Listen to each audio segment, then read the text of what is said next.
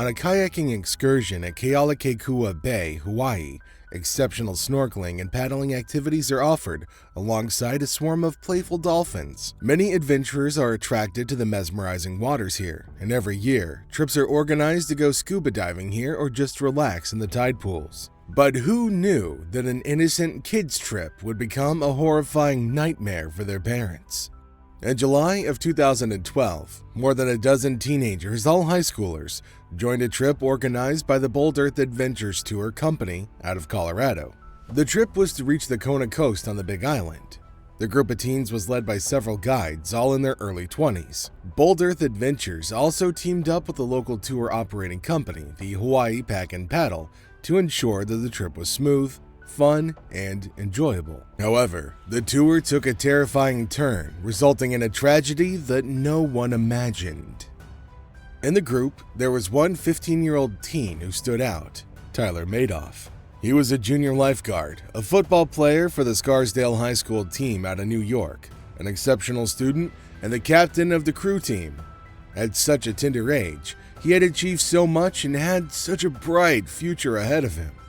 Tyler's parents, Michael and Marianne, paid a whopping sum of $4,500 and a plane ticket for their son to join the Bold Earth Adventures trip to Hawaii. This was a month-long exploration trip, and Tyler eagerly looked forward to this experience of a lifetime. But how can parents trust a trip organizing company with the health and safety of their children? Bold Earth Adventures have an extensive website where they claim to provide unparalleled adventures. They boast about their years of experience in leadership, independence, and prioritizing safety above all. They also have made claims to provide guardianship for the teenagers they take along and promise to ensure the highest levels of safety protocols. With such a great portfolio, Bold Earth Adventures Tour Company seemed like the safest choice. Additionally, the tour company had paired up with a local operator who got permission from the Department of Land and Natural Resources in Hawaii, allowing the teens and their guides to enter the vicinity of Captain Cook Monument and stay there for 2.5 hours. The trip was inclusive of many different activities: surfing, kayaking, backpacking, and even biking across the alluring Big Island. The initial stages of the trip were full of joy. Everybody enjoyed the captivating waves of the Big Island, the blue water surrounding them in the hot weather. They kayaked into the bay and learned kayaking skills. They then landed kayaks near the Captain Cook Monument, going on a hike with the Hawaii Pack and Paddle guide, Ola.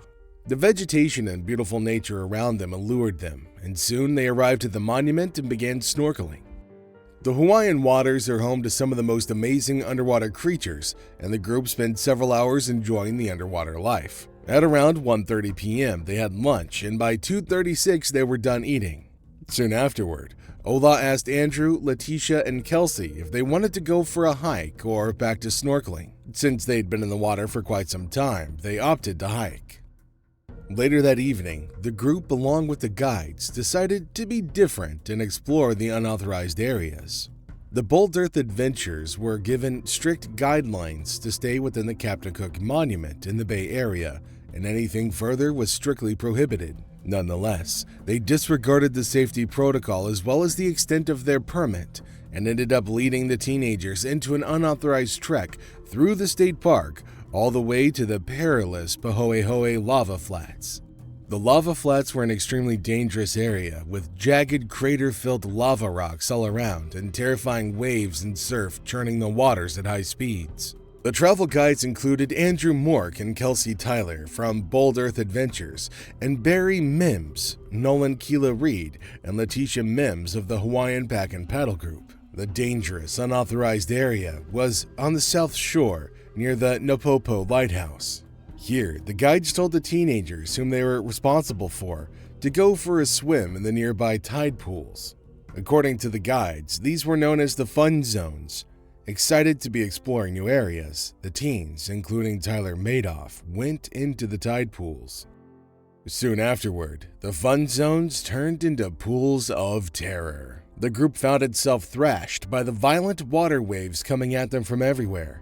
Due to the extreme water pressure, getting out of the pools seemed impossible. The adventure took a sudden terrifying turn, and it was now a battle against nature to save their own lives.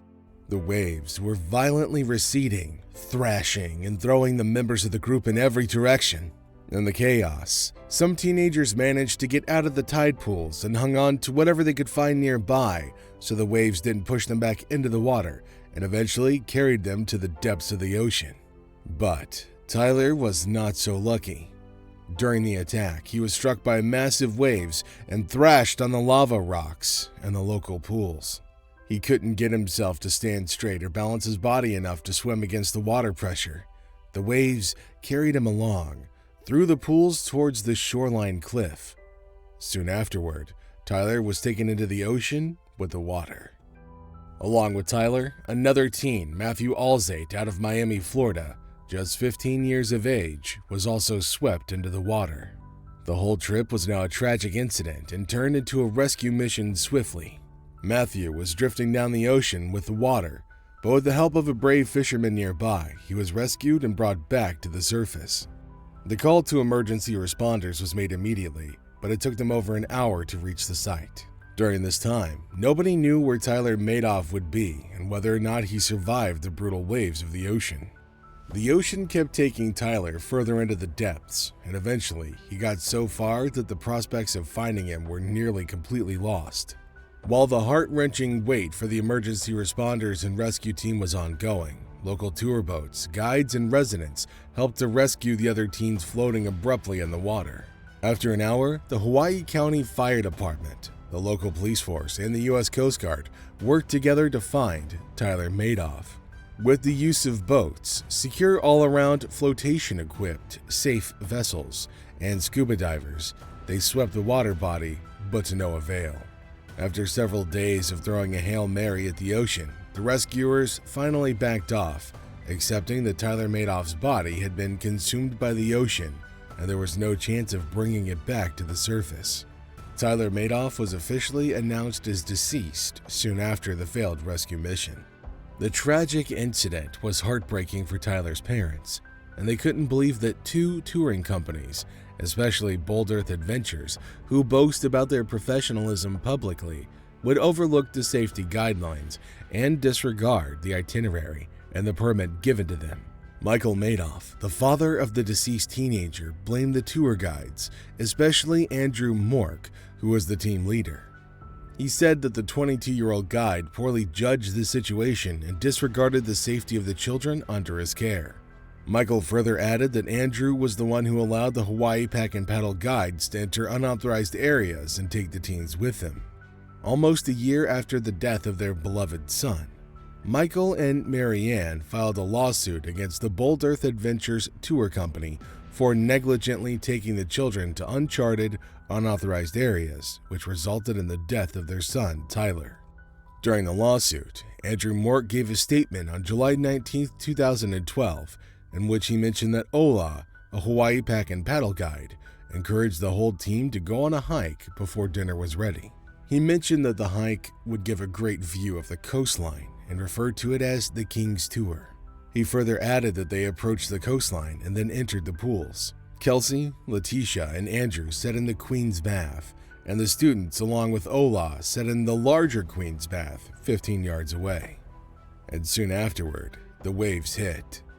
This wave submerged Andrew, and he immediately hung onto a rock and then got up to see the students and ensure their safety. This time, another wave hit. He shouted, signaling everyone to retreat to the tree line. But during this, the third wave came across. This wave took Tyler away with it. According to Andrew's statement, Tyler's face was emotionless, and he didn't move his body at all, indicating as if he was unconscious. The Bold Earth team and Hawaii Pack and Paddle accused each other, throwing statements that the other had pushed them to go on the hike and enter the danger zone. Some also made statements that the students ignored the guide's warnings to stay on higher ground. However, this was all irrelevant and insensitive commentary, as the guides were not supposed to take the children to this area in the first place. The lawsuit went on for well over a year, and the Madoffs fought legally to ensure that justice was served.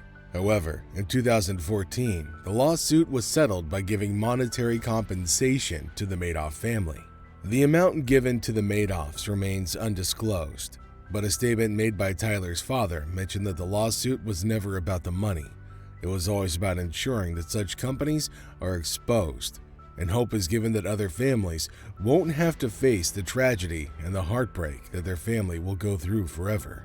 Following the lawsuit, Hawaii Pack and Paddle's, or HPP's, permit for organizing tours and adventures was revoked in September of 2012. The Department of Land and Natural Resources in Hawaii conducted an internal investigation, and they found out that the company violated 3 basic safety provisions. Firstly, they exceeded the number of guests the permit allowed. Secondly, they exceeded the maximum time per landing. And lastly, they entered unauthorized areas, resulting in the demise of a young 15-year-old boy. Despite the negligent acts of the Hawaii Pack and Paddle group, there were no criminal charges filed against the company. Although their license was revoked, the company apparently never suspended its activities and continued organizing trips and tours illegally without a license. Online reviews on apps such as Yelp and TripAdvisor showed that many people entrusted Hawaii Pack and Paddle with their lives, and many of them gave happy reviews about the kayak trips led by the company. A complaint to the Department of Land and Natural Resources was made, but no reply was received against it. Furthermore, the Department of Commerce and Consumer Affairs of Hawaii categorized the company in the list of businesses not in good standing in Hawaii.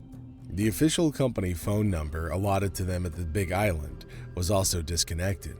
Nevertheless, they continued their operations and led many kayak trips despite having no permit to do such business activities. With the revocation of Hawaii Pack and Paddle's permit, the Bold Earth Company also issued a statement in 2012 mentioning the incident as a terrible natural event with tragic consequences. Since the company was highlighted, investigations into the company also began. In their statements, the Bold Earth Group mentioned that they conduct strict background checks on all employees and do not hire criminal offenders. Yet they hired Andrew Mork, who had a long-standing criminal record of disorderly conduct, drug possession, and several traffic violations. When this came on the record, Bold Earth backed off and did not comment. This was a true indicator that only Hawaii Pack and Paddle were not a shady company, but the Bold Earth Adventures also hid its own secrets. During the trial, Jim Howe, an expert in ocean safety, made comments related to the present case and said that tour companies negligently hire inexperienced guides who have very little knowledge about Hawaii, the ocean, and its conditions on the islands. He mentions that this is a serious problem and puts the customers at grave risk because these guides are the ones who will be eventually making recommendations and leading the customers. In the case of Tyler, the inexperienced young guide led him straight to his tragic death. After the settlement of the lawsuit in 2014, the Madoff family's attorney, Loretta Sheehan of Davis Levin Livingston Law Firm in Honolulu, gave a public statement to the media that the Madoff family is now spending time with their 2 children, and they're hopeful that Tyler's memory and the whole incident would serve as a reminder to all tour companies to ensure the safety of their customers, especially children, and enforce safety programs. The companies should make strict rules for hiring people experienced in Hawaii. She further added that the incident was completely preventable only if the guides were careful with their decisions. The Madoff family did not go through with suing the state, highlighting the fact that it was the tour guides and the companies at fault entirely. Loretta ended her statement by emphasizing that Hawaii is a tourism-dependent area. A large chunk of income and jobs are tourism-related, and therefore, tourism companies are an important part of the economy. Nevertheless, the state has created safety rules, and tourism companies are bound to follow these rules. The tragic demise of Tyler Madoff, a brilliant student with a bright future ahead, left his parents in a state of depression and trauma. The negligence of tour guides and their personal excitement of exploring uncharted territory claimed the life of a 15-year-old, and in the end, both tour companies blamed each other for the incident. The fact of the matter remains that professionals would have stuck to the safety guidelines, and the permissions granted to them by the permit given by the relevant authority. Despite several warnings and many clear indications that going into unauthorized places could easily result in catastrophe, they let their excitement cloud their judgments and took young children into the face of imminent death. This story serves as a stark reminder for enthusiastic children, parents, as well as tour companies that such adventures are always risky, and more often than not, they end in tragedy. Accompanying children with seasoned professionals as well as parents is necessary to ensure no other child suffers the horrifying death that Tyler did. Lastly, the authorities shall also impose stricter rules for tour companies and always ensure the presence of medical and rescue teams at further tourism sites. So, who do you think was at fault in this particular incident? Let us know your thoughts in the comment section below. And if you found this video interesting, consider giving it a like and subscribing to our channel for more videos where we uncover more accidents. Thanks for watching, everybody. We'll see you next time.